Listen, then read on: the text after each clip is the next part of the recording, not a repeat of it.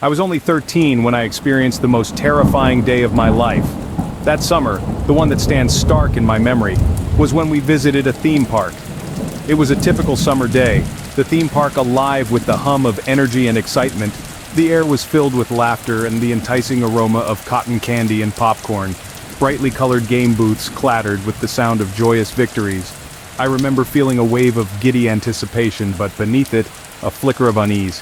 It was as if the dazzling lights and sounds were trying to mask something sinister. As we ventured deeper into the park, the vibrancy of the scene couldn't shake off a growing chill, an inexplicable feeling of being watched. The summer sun was warm, but I felt a cold draft that seemed to follow me. As the day progressed, this unease grew stronger, wrapping its cold fingers around my heart. We decided to venture into the park's haunted house, expecting nothing more than cheap thrills and fake screams. Our hearts pounded with anticipation as we stepped into the dimly lit maze, cheeks flushed with adrenaline. The air was thick with the scent of artificial smoke and rubber masks, mingling with our own fear. As we navigated the winding corridors, the eerie soundscape of recorded screams and ghostly whispers filled our ears. Suddenly, amidst the manufactured terror, a real fear gripped us. We realized we were one short, our friend was missing. Panic ignited like a wildfire, our laughter replaced with frantic calls of his name. Then, in a poorly lit corner, we found him, cornered by the stranger in dark clothing, the same man who we thought was just a figment of our imagination. The man leaned in, whispering something into our friend's ear. We could see the fear etched on our friend's face, his eyes wide with terror. As we rushed forward, the stranger stepped back, his form melting into the shadows. We stood there, hearts pounding in our chests, the thrill of the haunted house now replaced with a chilling reality. The man vanished into the shadows, leaving us shaken and terrified. This was not the fun we had signed up for. This was something else, something real, something deeply unsettling. In an attempt to shake off our fear, we decided to challenge the Sky Loop, the park's newest and most intimidating ride. The anticipation of the thrill, the apprehension as we strapped ourselves in, was a welcome distraction from the strange man and his haunting presence. The roller coaster ascended, slowly at first, then with a sudden jolt, it surged upwards. We were laughing, shouting in exhilaration, our hearts pounding in our chests. But then, at the highest point, where we were upside down and the world was a dizzying blur of sky and ground, the ride stopped. The laughter turned into gasps, then into panicked screams. The world spun around us, but I saw him again. The strange man. He stood by the control booth, his figure ominous against the backdrop of the sun-drenched park. Suddenly, a walkie-talkie fell from the pocket of a ride operator, its frantic chatter echoing in the silence. "Another ride malfunctioning," the words hung in the air, a chilling revelation of a possible sabotage. As we hung there, suspended between the sky and the ground, the park's cheerful energy was replaced by a cacophony of terror and confusion. In the midst of all the fun and laughter, we had become the unwilling participants in a real-life horror story. We eventually reached the ground, shaken but unharmed, only to learn about the tampering with the ride controls. The park was soon buzzing with security and park officials, their serious expressions a stark contrast to the earlier cheer. Investigations revealed the strange man's intermittent presence in the park footage, yet his face was never captured, adding a chilling layer to the mystery. Despite the passage of time, that day remains etched in my mind. The thrill of the park, the laughter of my friends, the sugary taste of cotton candy, all tainted by the eerie shadow of that faceless man. The fear, the unresolved questions about his identity, and the constant feeling of being watched have never truly left me. It's a stark reminder that even in the most joyful of places, a lurking horror can swiftly turn laughter into screams. That terrifying day has left me with a haunting question that lingers in my mind. Are we ever truly safe?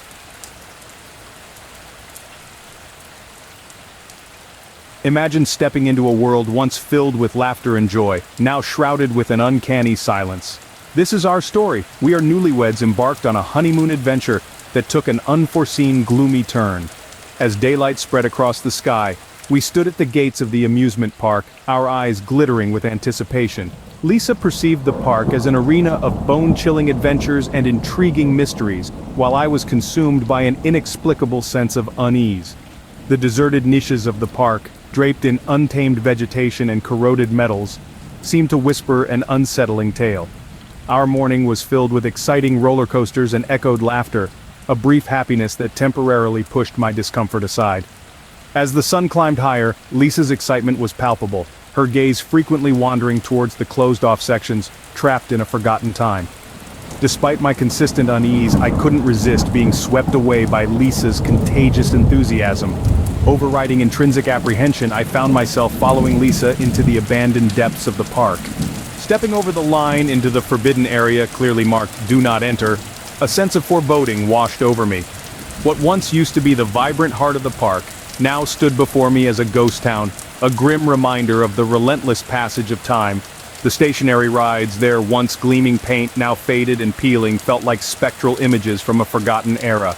The lifeless concession stands, which once bustled with laughter and the sweet fragrance of cotton candy, were now slowly being devoured by the relentless march of nature. The eerie silence weighed heavily on me, punctuated only by the mournful creaking of the forsaken Ferris wheel, moving listlessly with the wind. Amongst this desolate landscape, a carousel caught my eye, a grotesque mockery of its former glory. The vacant eyes of its painted horses seemed to track my every move, amplifying the tension in the air.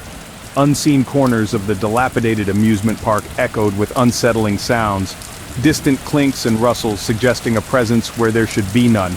The discomfort in the pit of my stomach only intensified, a gut feeling that sent chills racing down my spine. Something was undoubtedly amiss in this desolate landscape. In the throbbing core of the forsaken world, we came across an unexpected gathering. Figures dressed as amusement park mascots were arranged in a semicircle, a tableau of abandoned revelry.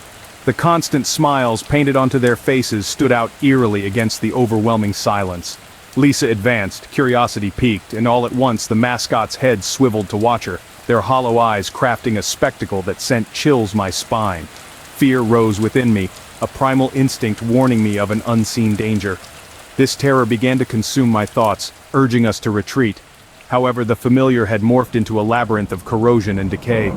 The deafening silence was shattered by the spectral echo of whispers, subtly gaining in volume and evolving into a chorus of muted voices, just discernible.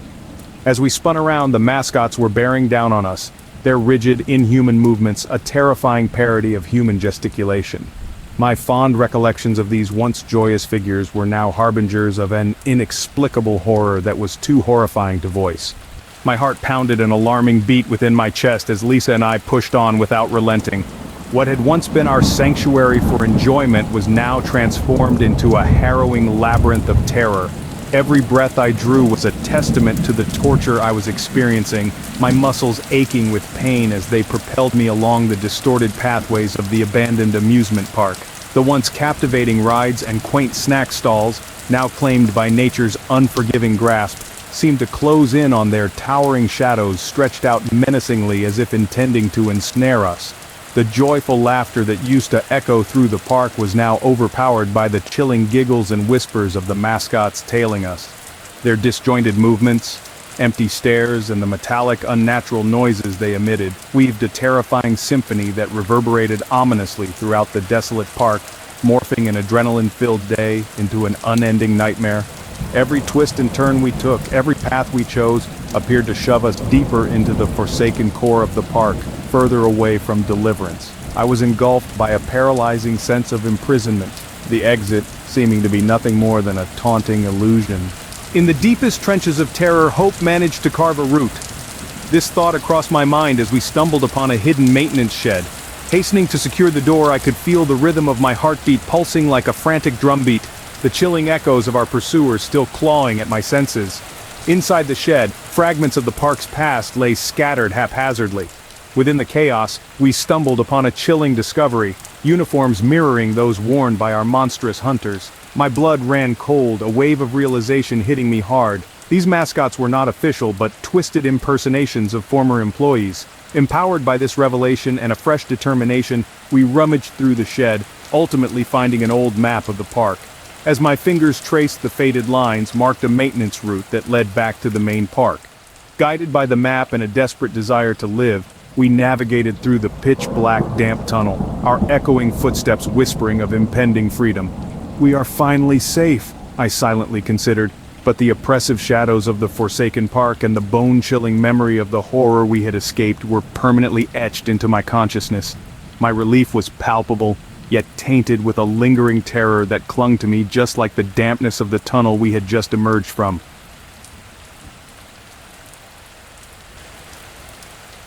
Ever thought about what occurs when an amusement park turns into a complete nightmare? Welcome! You're now stepping into the Carnival of Screams. This is where I, John, begin our chilling story alongside my adrenaline-loving partner, Peter. We're not your typical park goers. Like moths to a light, we find ourselves to danger. The whispers reached our ears, rumors of a wandering amusement park stained with a grim past, unexplained accidents, and peculiar disappearances. But instead of being discouraged, our curiosity was sparked. As Peter and I walked through the towering gates, an unsettling chill washed over us. The park appeared threatening under the feint of sputtering vintage lamps. Staff dressed in grotesque masks and tattered outfits seemed to watch with an eerie intensity.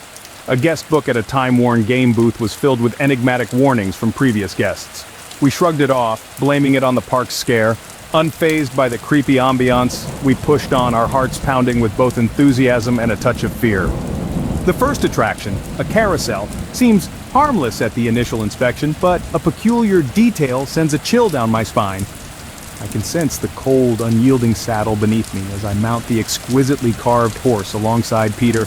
As soon as the carousel initiates its hypnotizing spin, I cannot disregard an unsettling sight. One of the horses appears to be scarred by scratches, reminiscent of human fingers desperately clawing at it. Peter, however, doesn't bat an eye, dismissing it as part of the park's uncanny atmosphere.